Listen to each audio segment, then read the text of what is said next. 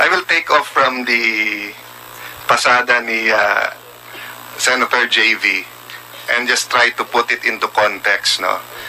To be fair to the advocates who are here, human rights advocates, advocates for clean and honest government, marami naman sa atin nandito sa dumaan dyan, di ba? Or nandyan pa rin. So we do not want to cast aspersions on the motives of people. Pero, Sir Las Cañas, the truth of the matter is may dalawang side.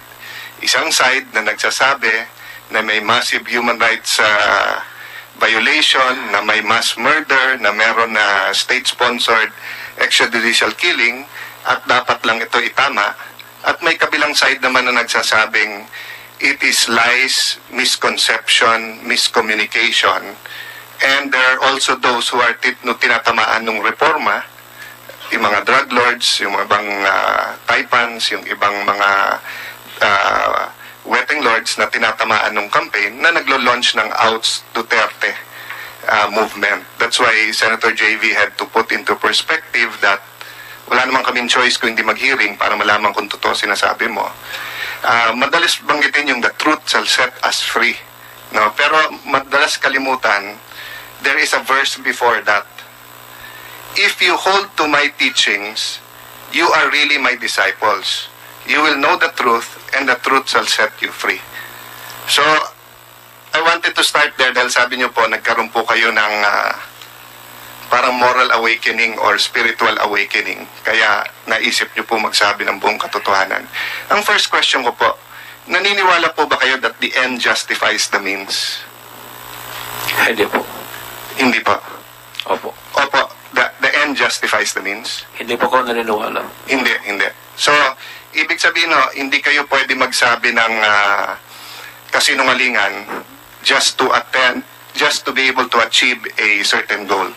Kaya ako tinanong yun, no? I wanted to know, are you telling half-truths or whole truths?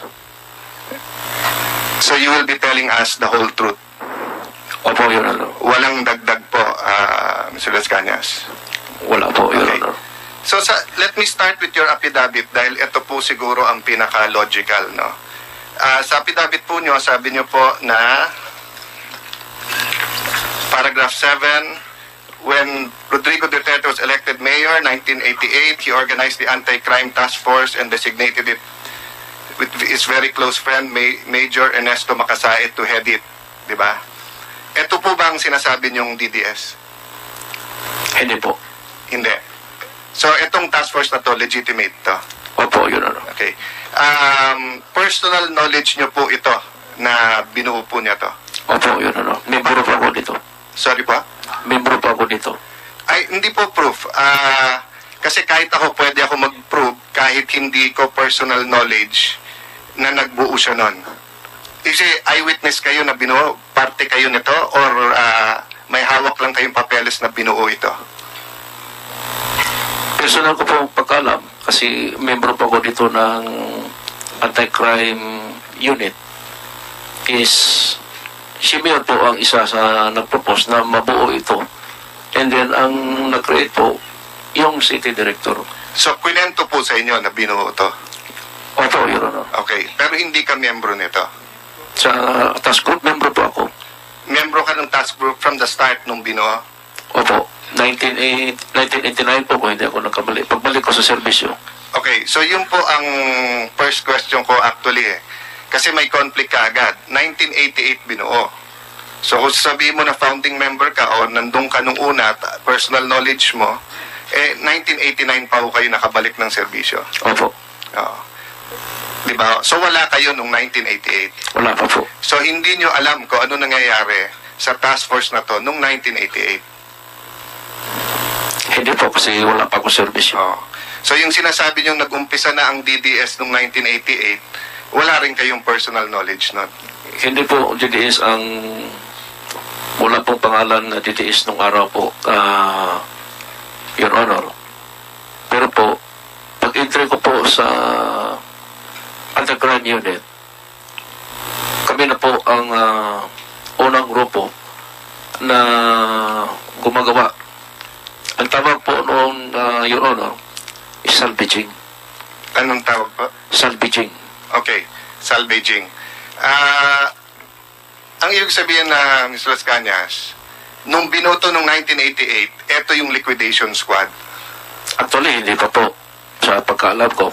Kasi legitimate po ang unit na ito. Oo, legitimate kasi target nyo mga addict, etc., drug pushers, hold-uppers, criminal, pero nililiquidate nyo.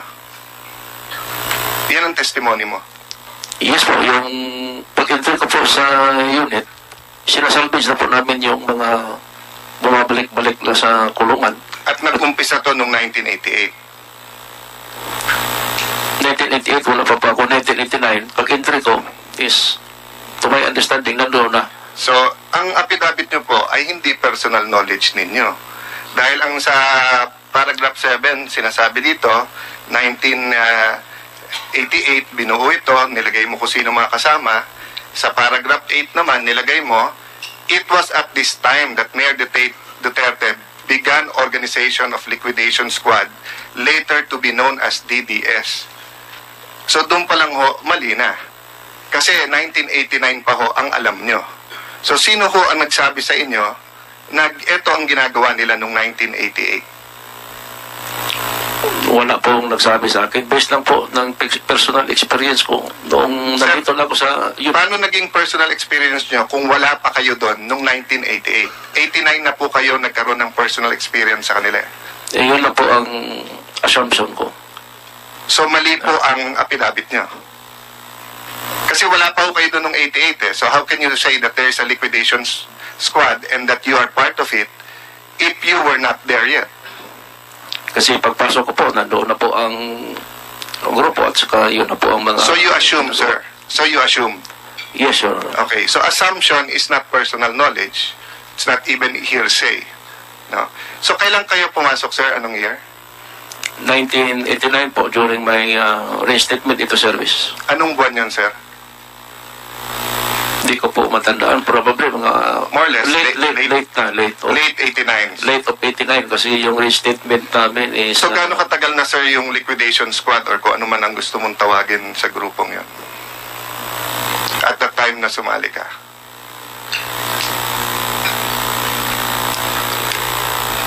Hindi ko po alam, pero based on my experience po, Your Honor, ganito po. Nung before kami nakakaso, nung entry ko lang noong 1982, kasi doon ako nasayan sa Central Police, nandoon ako sa kay then Captain Makasait. Isa po ako sa i-compose niya ng mga grupo na mag-counter doon sa mga Sparrow units doon sa Davao. Yes, sir. Tapos naawol po kayo kasi Yes. may kaso po, di ba? Yes, Can yes, you Your tell Honor. us about ano yung kaso na yon?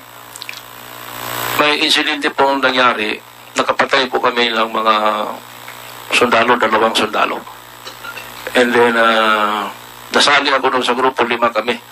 And then, I was the most junior at the time. So, when we were directed by the regional commander na mag-report doon sa PC Barracks nung araw, we were advised by our station commander, si Captain Makasait, na magsipat kami. To fast forward lang, sir, no? So, nagkapatayan. Yes. And then, nakunan kayo ng paraffin test. Yes. Positive po kayo. Positive po. And then, nag-awol kayo. Yes, 5 This kami. was 1985. 1985. Yes. Then, you reappeared in 1989 nung na-reinstate na kayo. Yes. So, meaning, even before Mayor Duterte became Mayor Duterte, you were already involved in killings. Yes, Your Honor. Okay. And ibig sabihin ho, there was about a year and a half, 2 years of Mayor Duterte already running the Davao Police before you entered. Kasi pinapalabas Yes, sa yes, affidavit, yes. founder ka or nandun ka from the start. But the facts does not show that. Kailan ho ba ang eleksyon ng 1988 nung naging mayor siya? Ang man po. Ano ba? Yung man, Opo. hindi ko po sure baka may yata kasi... Usually it's May, but because it was the revolutionary government and then the new constitution, it was held in January. So actually, kung late 89 ka ho pumasok, naka 1 year and a half na tumatakbo yung squad na yon bago ho kayo pumasok. No? Okay. So, let's follow ho your affidavit, sir, ha? So sa kaso nung ang sinasabi mong unan yung assignment, yung kay Alan Toncio, tama po ba? Hindi po. Alin po tong kay Alan Toncio?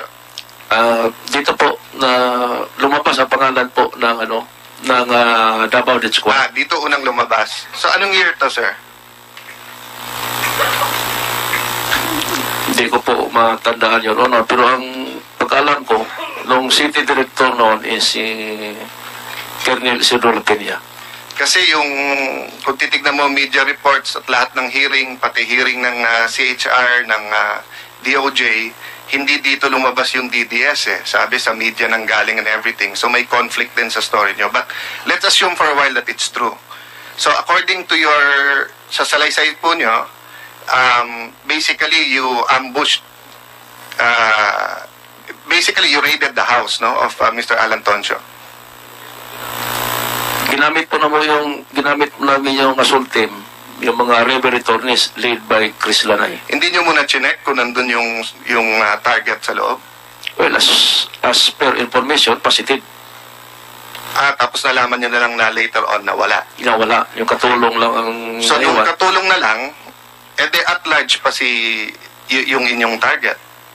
Sa pagkaalam ko, yes, Your Honor. Okay, so anong ginawa nyo afterwards? Bumalik kami sa quarry. And then, yun.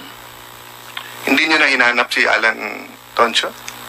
May report na hinanap namin as per instruction by Major Asintista. Pero negative na po. Hindi nyo na nahanap? Hindi na po. Pero hindi ho ba, instead of fearing the Davao Death Squad, nagmukhang tanga ang Davao Death Squad kung totoo sa laysay nyo? Kasi ni-raid nyo yung bahay, yun lang nandun, nilagyan nyo pa ng calling card na DDS, and then pagkatapos, at large yung pusher. So kung ako pusher sa Davao, rather than matakot ako sa Davao Death Squad, I will believe that you are violent, I will believe that you can kill, but I will not believe that you are smart enough to go after me. So you mean that the leadership of the DDS, liquidation squad, heinous crimes, whatever you call it, hindi kayo nag-meeting na hindi pwedeng hindi natin mahuli to si Alan Toncio? Pagkalam ko, meron pong effort, pero wala, negative. So, but hindi ho ba, pag-isipan niyo, sir, hindi ba against human nature yun? May target kayo, napatayin niyo yung katulong, nilagay niyo yung calling card.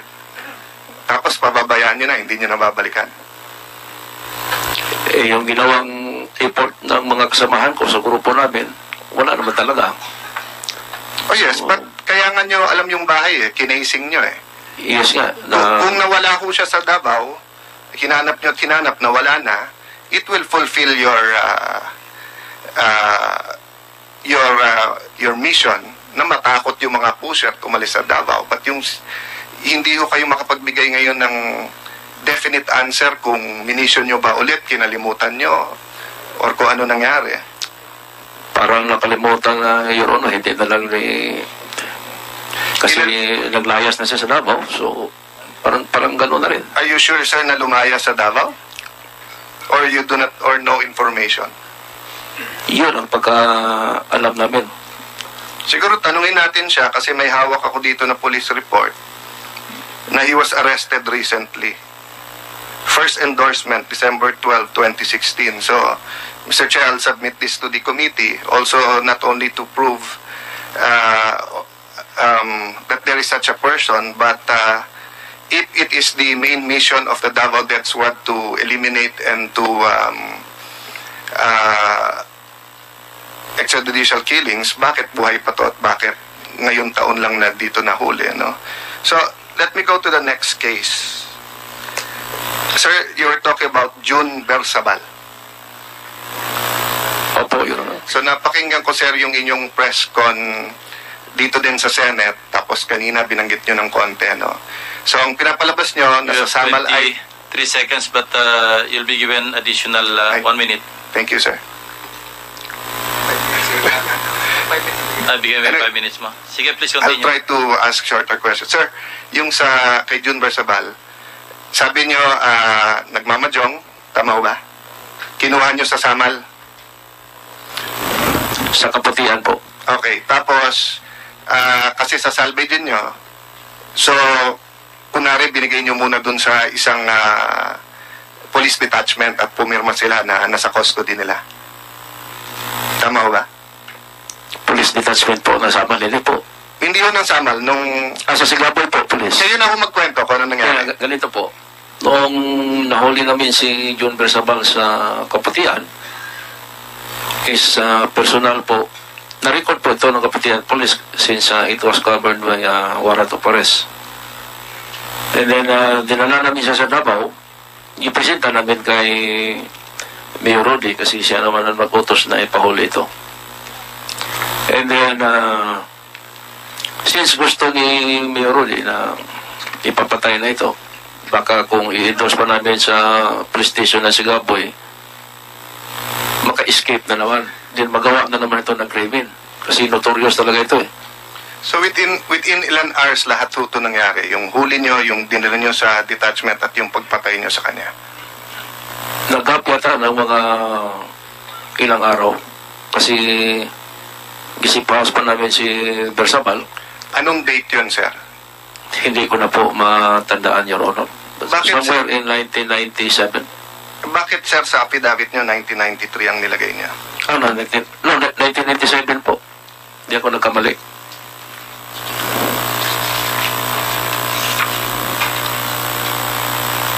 Diba? Oo. So yung instruction sa inyo 1993. Tingnan niyo po yung 1997 affidavit. yata, Your Honor. Ha? 1997. Ayan o. Paragraph 41. In or about 1993, I was instructed by Mayor Duterte to capture June Bersabal.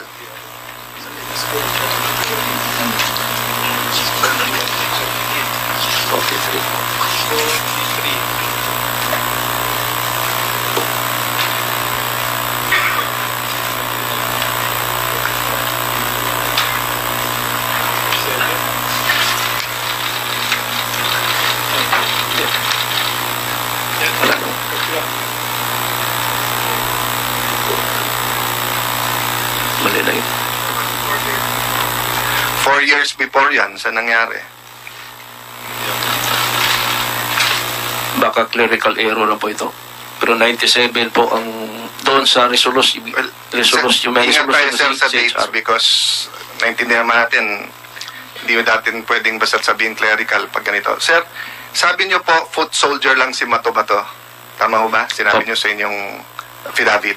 Opo, Your Honor. So sabi mo, kaya hindi lahat ng sinabi niya totoo. Opo, Your Honor. Ano yung mga sinabi niyang hindi totoo? Yung una, yung sa Palakis kasi pinagbintangan niya si John Ayaw. Yung Palakis, John Ayaw yung ano niya.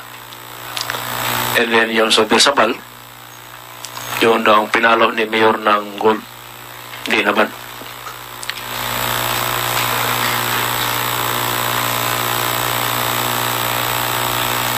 Sige sir, baka pagbalik niyo, Yung sabi niya na kung merong ma-appoint na city director ng Davao, isa ako sa mga nilalapitan para ma-appoint. Hindi naman yung totoo. kasi sir, sa testimony, madalas sabi ng Supreme Court, okay lang yung magkamali na konting pagkakaiba, okay lang po yung may konting error. Pero yung sasabihin niya na alam niya, personal knowledge niya, tapos ibang-ibang storya sa'yo, and then now you're going to say it's because hindi niya alam, that means he was either coached or nag-imbento siya or both.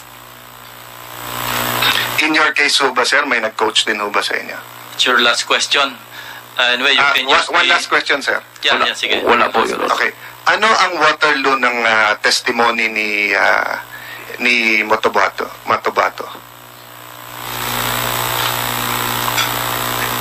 Dito po yung isa dito yung pratang niya doon kay Junaya about sa Pala case. Kasi wala naman sa personal knowledge dito. Kaya yun ang naging Waterloo niya. Yeah. Okay. Mr. Chair, may I ask him, are you willing to submit your whole journal to the Senate? Meaning, may written Yes. Is it true na nilink niyo sa PCIJ? confession. Or binigyan niyo ng kopya ang PCIJ? Hindi po. So, sino nagbigay sa PCIJ ng kopya? Hindi ko po alam. Na-turn over ko po ito sa mga pare. So wala kang permission sa mga pare na ibigay ito sa PCIJ? Wala naman po. Kasi sabi ng PCIJ, sa rebuttal nila kay Mr. Tiglao, is that it was given to them, and I assume legally. No? But will you be willing to submit it to the Senate? Opo, kung ma-retrieve ko po. Sir Chair, I'll yield first because may pila po. Thank you, Mr. Chair. Senator Ontiveros Thank you, is Mr. recognized. Estes. Mr. Chair, just one